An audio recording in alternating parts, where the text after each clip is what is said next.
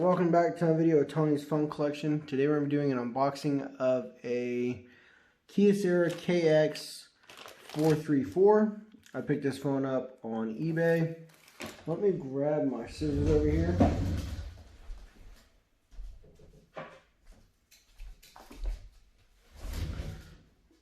This phone, I can't even remember what carrier it is or anything. Like I said, I bought it so long ago. It feels like anyways.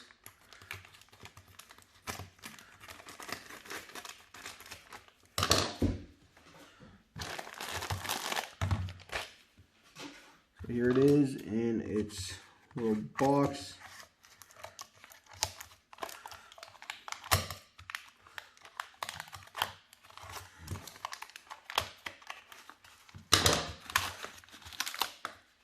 Here it is. It is on Verizon.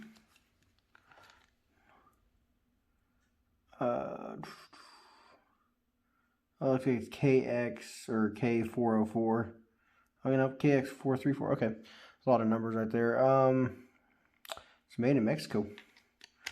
I might have a charger for this one, depending on which one, because this looks kind of familiar to the Alltel one I have. Oh, look, it's even charged. Never mind. Don't even have to charge it.